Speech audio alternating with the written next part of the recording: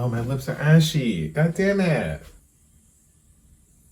Hey everybody, my name is Daryl. Welcome back to my channel. I make all kinds of videos on luxury, fashion, makeup, and hair. I pretty much upload whenever my personal demons or personal schedule allow me to, whichever one is more lenient at the moment. My personal demons have been winning a little bit, but you know, we're pushing through. We're recording this video. We're sitting down and we're doing it. We're getting our asses up and working. All right, so I'm gonna do a little fit check. If you don't follow me on TikTok, I do fit checks when I run to Dollar General, when I run to Wawa. I'm wearing this Dion Lee, I think it's spring summer 2021 t-shirt, garter t-shirt. I got these, I live in these pants. They're so comfortable. I got them from Urban. I can't find a link for them. Apple Watch that I'm using as a monitor. Bracelet, yeah, I got this cute scarf from Urban as well. I just used it to tie down my hair. Right now, I do have my hair pulled back. This is the first time I've had it pulled back in a while that I'm actually just gonna wear it like this. And I did some little twists in the front for bangs. I thought I was gonna do a twist out on them, but I untwisted them this morning and I was like, I don't like the way that looks. So I just decided to retwist them a little smaller. So there's a bit more twists. Before, I think I had 5 and now I have 6. So I did 3, 2, and then there's 1. Before I did 3 and then 2. But I like this just because it adds like some variation. It gives my face something. I have bangs. But as you already know from the title of today's video, we are talking about tote bags, in particular the Telfar shopper tote, and how I believe it has brought back the tote bag, as well as it's made us nostalgic for, you know, bigger tote bags. So I'm gonna try to break this video up into 3 parts. First, I'm gonna do just a quick speed run of a tote timeline. I hope it doesn't take too long because there are a lot of bags that I have to mention. And then secondly, I want to talk about the move from bigger tote bags to smaller bags. And then I want to talk about my feelings about Telfar's impact on just the luxury handbag market. So I have my notes in front of me, right? This is gonna be just kind of a quick tote timeline. I guess I kind of consider myself an archivist, not really phenomenologist, if these words mean anything to you. I got a degree in philosophy, just the way my brain works. If this video just seems completely scattered, like, that's all I gotta say. But at least this tote timeline is gonna be pretty straightforward, and you can see kind of how the future and more current tote bags that are in use and in circulation very much resemble the original tote bags that were available on the market, as well as the styles that started this entire trend of tote bag and this entire like lineage and this utilitarian product. You can see how it has permeated everyday life and how it has become a fashion statement, and it's gone back into being this utilitarian fashion statement. It's actually transformed. It's become like a new kind of thing. So yeah, all that to say is I did 4 years of a lot of thinking and reading old books, and yeah. So we're talking about tote bags. Let's talk about some etymologies, some meanings. The etymology of the word tote can be dated back to the 17th century. And as usage and as language changes, you know, words take on new meanings, and tote eventually becomes a noun, which means like an I'll put a definition here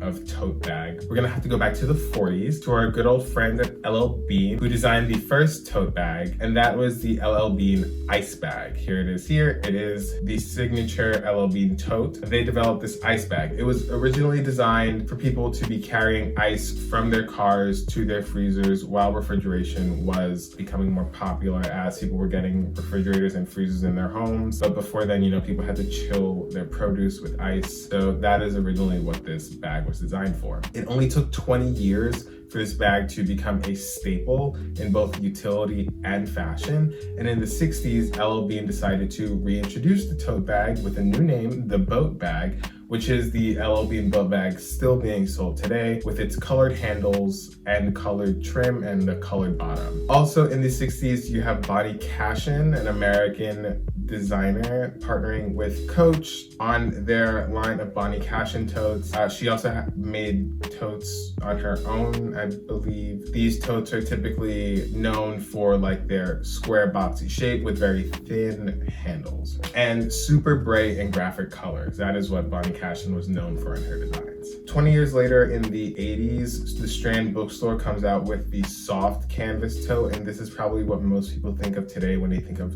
tote bag. It was designed for customers to hold the books that they bought as a shopping bag, and it became a major fashion statement. And then in 1983, we have the creation of the Birkin, where Jane Birkin was sat next to the, I believe it was the creative designer, the head creative designer of Hermes. And you know, she had a wicker like weaved basket that had like stuff in it, and it fell over, and she complained about not having a bag that was smaller than a suitcase but larger than a Kelly, not having a bag big enough to carry all the things that she needed to carry around in her daily life. So Hermes designed the Birkin bag and named it after Jane Birkin. I believe she only uses one bag at a time, and after they're used, she like auctions them off for charity. She doesn't like take any money from the usage of her name, and she instead, I believe, also donates like the proceeds from her name being used for the bag to charity as well. And then in 1991, Gucci has the Bamboo Tote, which was popularized by Princess Diana of Wales. And you know, now we're seeing a resurgence of the Bamboo Tote, but I will talk about that in a little bit.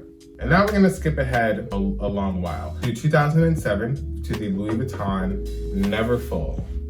My Neverfull is from 2012, Idol Monogram Sepia. It's uncoated canvas, so I have to be a little bit more careful with it.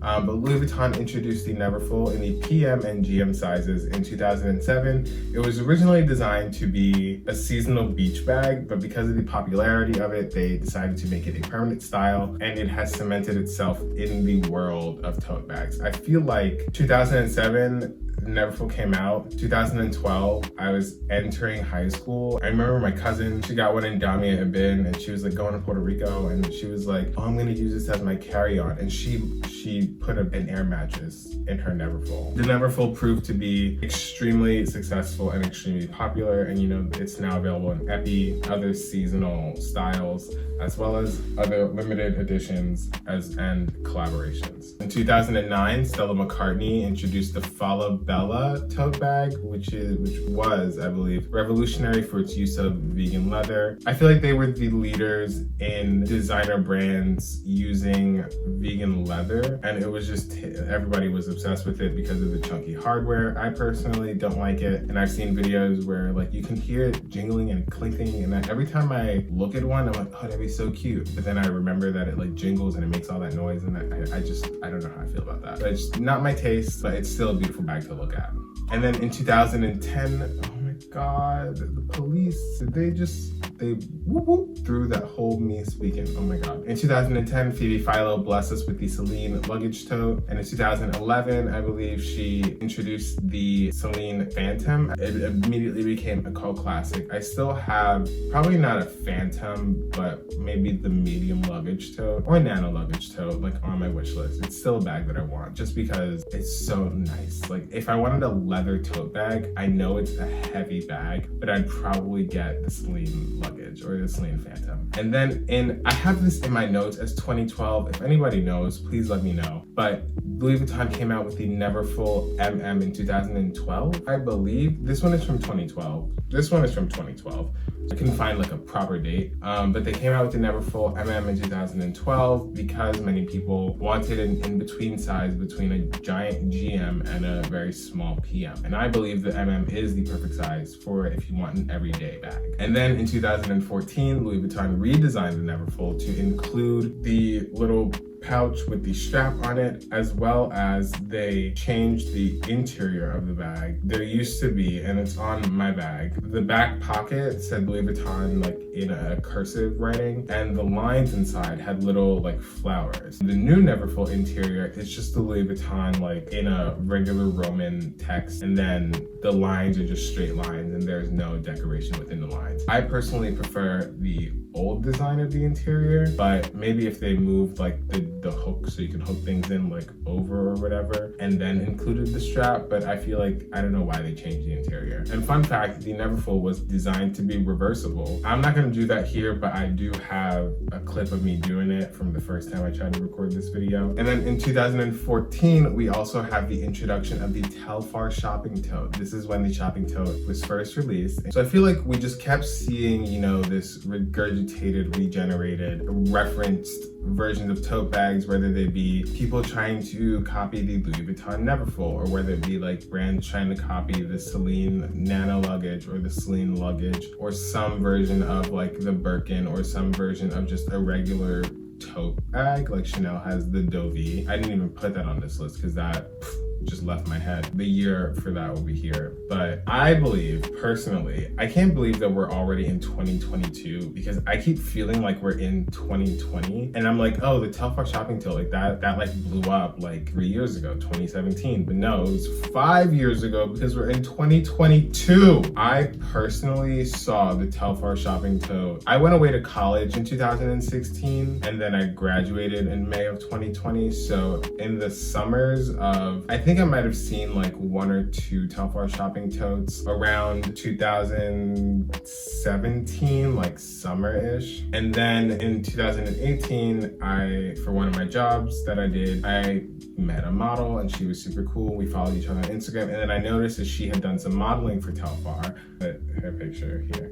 But I had noticed that she had done some modeling for Telfar, and I was like, oh, it's a really interesting like brand. That's like really cool. And that's like when they really started like gaining steam, and I feel like it was pretty quiet and not a lot of people were paying attention to Telfar. But like little by little by little, I would see more and more and more of the Telfar shopping tote on my Instagram feed, like on my Twitter, people getting it all the time. And I feel like Telfar, they really had their big boom between fall 2019 and summer of 2020 is when I feel like Telfar's like really fast exponential growth blew up. I have the pleasure of having a mutual who I believe is also institutional to Telfar's social media presence, at N-word-chan on Twitter. That is my mutual, that is my oomphy. And in September of 2019, they tweeted like, the Bushwick Birkin stays on during sex. Like that phrase is theirs. If anybody says Bushwick Birkin, you gotta attribute it to N-word-chan. So Telfar has this huge boom. The pre-sales are selling out, all this, right? Spring 2018, Dior introduces the book tote. My first thought was, oh, that's like a Telfar shopping tote, but it doesn't have the long straps. I'm just gonna say that was the first thought that popped into my head. And we know that Dior is owned by LVMH. Who else is owned by LVMH? Louis Vuitton. And who is one of LVMH's biggest competitors?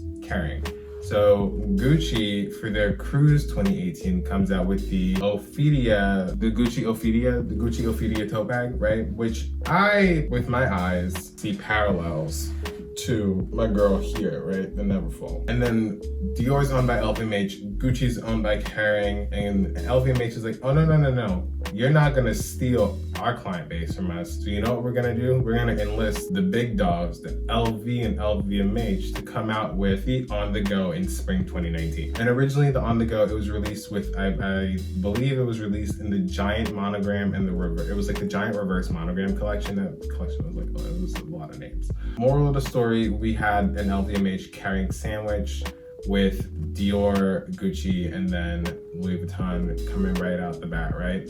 And then Kering said, we got y'all. So Gucci came out with the multicolored tote, which I have seen Cassie Thorpe with, and she's the main reason why I kind of wanted to do this video, just because I'm like, oh, that's a really cute bag. But I see these bags a lot, and they all kind of have this same similar shape, right? Personally, I love the Dior book tote. I would get one in the either regular blue oblique or the blue Trois de Juillet, just because I like the Dior oblique in the blue. That being said, Gucci comes out with this multicolored tote. I'm pretty sure this multicolored tote has the exact dimensions of the Dior book tote, because I've seen Cassie and others use their Samorga organizers that they have for their book totes in their Gucci multicolored totes. And then also, I think fall 2019, Marc Jacobs released the tote bag, which has gone through the roof with sales. I don't own a Telfar tote. I don't own the Marc Jacobs tote bag. I did have one Marc Jacobs tote bag that was like a Snoopy Peanuts collection. I'll try to put a picture here. I got it on Essence, but I gave it to a friend for her birthday just because I wasn't using it and I felt like she would get a lot more use out of it than I would, and it was a cute bag and she loved it. So I've seen the Marc Jacobs tote bag. I feel like where I was seeing the Telfar tote bag all over the place, and now the Telfar bag, people are still posting with theirs and they're still posting about it, but it's not as hot and like fresh, at least in my mind. I don't know. But I've seen in its place the Marc Jacobs tote bag skyrocket in like its visibility. And then I'm going to end this very long list with the Chloe Woody bag. Now, personally, I'm not a fan of this. It's something about, I feel like the branding and just having it say Chloe, Chloe, Chloe, Chloe. Like I like LV monogram is one thing, but like I don't like things that say Louis Vuitton, Louis Vuitton, Louis Vuitton. Like I don't like that. But like, I don't know. The Chloe bag is just not my style and it's not what I would look for in a tote. YSL Reeve Ghost tote, another tote I forgot about. See, there's so many tote bags, but a lot of these bags you can see the inspiration from that very original LL Bean ice bag and how it's gone and transformed and changed throughout the years, and how with the popularity and the exponential rise of the Telfar tote bag, a lot of brands have kind of altered their design points. So now I'm going to go into moving from big bags to small bags. So, you know, I feel like we were all chill. Everybody was cooling. You know, you had your Neverfull, or you had your big Gucci bag, or, you know, you had your big Speedy. You had your Celine luggage. You had your Givenchy Antigona. We were all cooling, right? We were all friends. So for spring, summer 2019, Daniel Lee came on that Bottega Veneta design team mad as hell. Bills were due. His rent, they was knocking at his door with an eviction notice. And you know what he said? He said, just put it in the bag. Just put it in the bag, right? I feel like Daniel Lee, and this specifically, the mini pouch, really changed the game, because first of all, the pouch came out, everyone was like, oh, that's so different. Immediate, yes, immediate, I want it. You either loved it or you hated it. And I was somebody who loved it, but I did not see myself using the regular pouch. It's just too big personally. And I don't like clutches because I am a forgetful person. And I would not feel very well about getting my $4,000 leather bag anywhere, let alone, you know, someone knocks it out of my hands, whatever. I'm clumsy, it's cold, I gotta go, I'm running, too much can happen, right? But when this came on the scene, everybody was like, ooh, tiny bag. I feel like the mini pouch is really what set us on the tiny bag trend. And honestly, because I got this Christmas 2020, and since I used it basically the entire year of 2021, it forced me into carrying less with me, which I actually really like, because it was like, oh, I don't need to carry my entire desk setup with me. I really just need my wallet, my compact mirror, a lip gloss, a lip balm, and whatever other little doodads can like fit, like a tiny hand sanitizer, maybe a bottle of eye drops, maybe a tiny hand cream. With my organizer in here, I will say it does limit the capacity a little bit, but it keeps it in much better shape while I have items actually in it. So I do like find myself being able to smush like things just like in the sides, in the pockets. Like I didn't even realize I do have a tiny hand sanitizer in here, and I have like lens wipes. I have a compact mirror, my Chanel facets. I feel like the Bottega pouch is what pushed us to tiny bags. And then I feel like the Telfar shopping tote is what caused this initial shift and this push that's causing us as consumers to revisit our bigger tote bag brethren, sistren, right? That makes sense. I hope it makes sense. Just because I feel like the iconicism of seeing the Telfar shopping tote, no matter what size, I personally would like a medium one. The large is just a little too big in my opinion, because I don't like super big bags like that, and I just don't feel like they look good on my body. Also, I grew up with a mother who is a bag lady, and I refuse to become this. I refuse to inherit that. The Telfar shopping tote did reignite my interest in bigger bags. It's part of the reason why I wanted to get the Neverfull, and I put the Neverfull on my wish list. But I still think I might want a Telfar shopping tote. I'm not sure. If I do want one, it's gonna be in that cream color. Oh, the cream color is so nice. And for the last part of this video, we're just gonna talk about my thoughts about these high-end designer brands copying or taking inspiration from smaller, contemporary, independent designers. We see it happen all the time. There have been brands called out for stealing all Diet Prada on Instagram. Like, I know what we're talking about.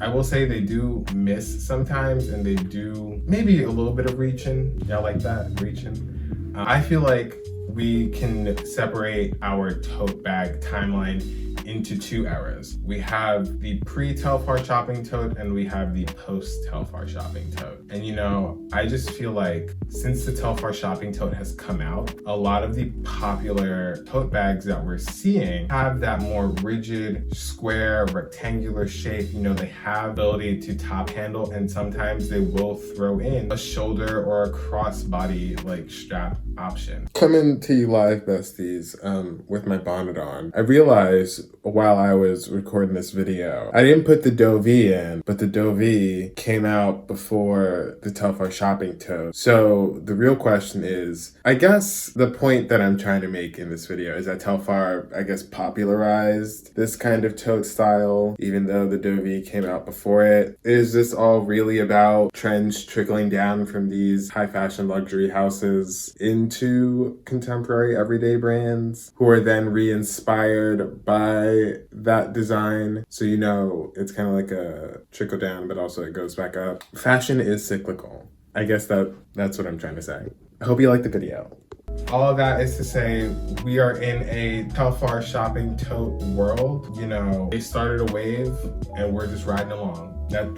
That's really all anybody's ever doing with life. Yeah. So I've done a lot of talking today. I hope this all made sense. I hope you enjoyed the video. Let me know if I made any mistakes down below. If there are any other tote bags that you feel like have made an impact on the fashion world, leave them down below. Let me know references, sources. I am just but an independent bean that obsessively Googles and searches all day. And I read, but then I retain about 73% of what I read. And then this is what comes out of that.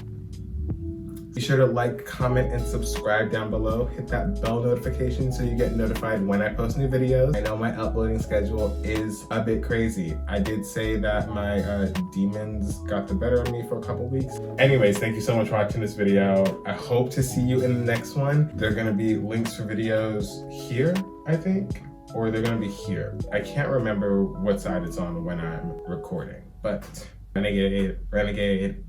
Have a good day, everybody. Peace out.